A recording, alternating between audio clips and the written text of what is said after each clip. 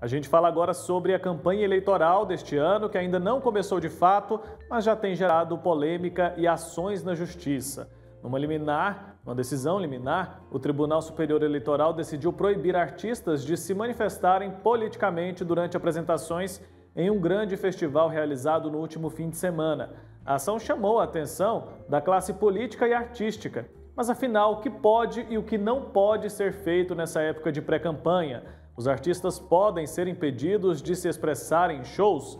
Sobre esse assunto, nós vamos falar agora com a Ana Raquel Gomes, que é advogada, especialista em direito eleitoral. Doutora, bom dia, seja bem-vinda. Bom dia, Wilker. Bom dia a todos, telespectadores e telespectadoras do Santo Café. É um prazer estar aqui e falar com vocês hoje. Doutora, na sua avaliação, houve ou não houve propaganda eleitoral, propaganda política naquela ocasião do show desse fim de semana, o Lollapalooza? Wilker, não houve. Inclusive, a própria legislação eleitoral, que está em vigor atualmente, assegura que todo cidadão pode manifestar seu apreço ou sua antipatia por qualquer pré-candidato ou pré-candidata. E essa garantia de expressar, de manifestar esse seu apreço, ela está inclusive disposta na Constituição Federal.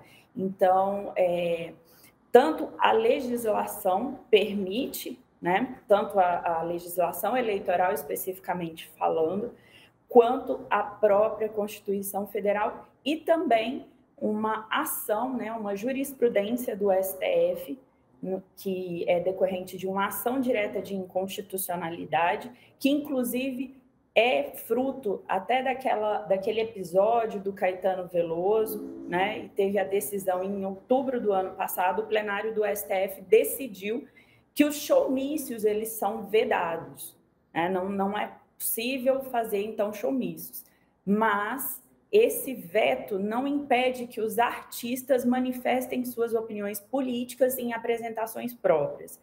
Então, assim, a decisão liminar ela foi mal recebida pelos artistas e por grande parte de pré-candidatos e parlamentares, mas também pela maioria, eu posso dizer dessa forma, dos juristas, justamente porque a legislação eleitoral garante, a Constituição garante e também essa ação direta de inconstitucionalidade, a jurisprudência do STF permite.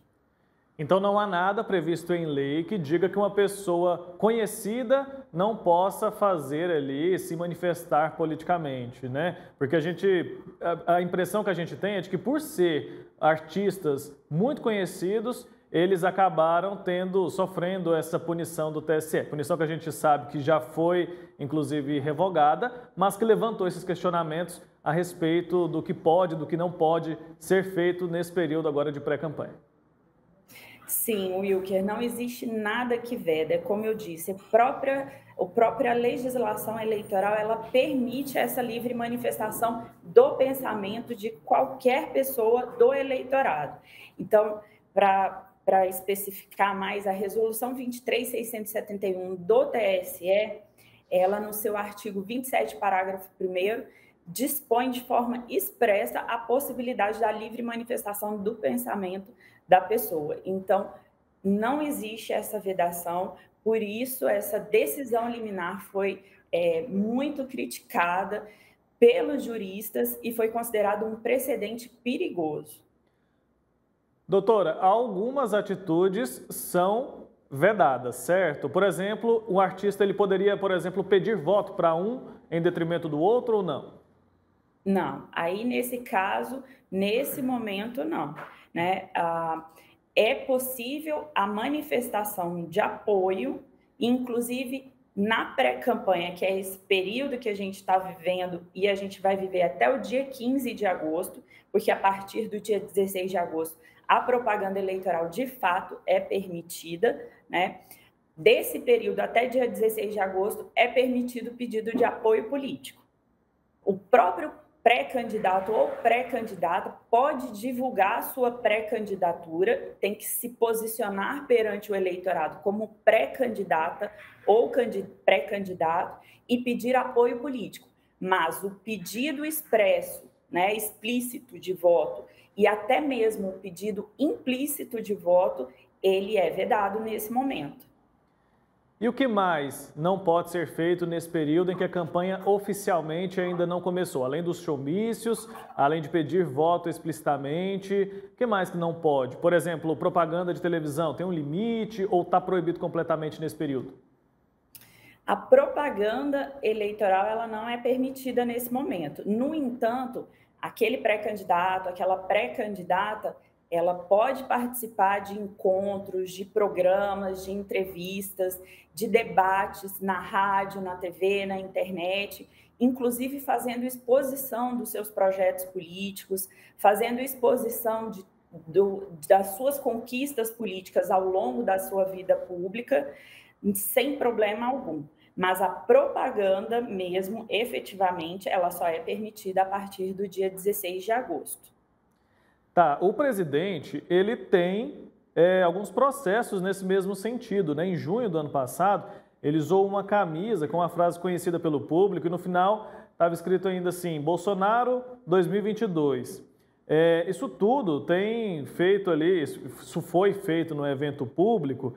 Eu quero saber se essa atitude que foi feita lá no ano passado pode ser considerada também esse tipo de campanha política ou não, porque ele mesmo estava com a camisa e lá na camisa dele, durante um evento público, ele estava fazendo um lançamento de casas, tudo isso um evento público, ele estava no exercício da função dele, usando, claro, recursos públicos e ele acabou fazendo esse tipo de propaganda. Isso pode ser enquadrado em algum tipo de infração, algum delito ou não?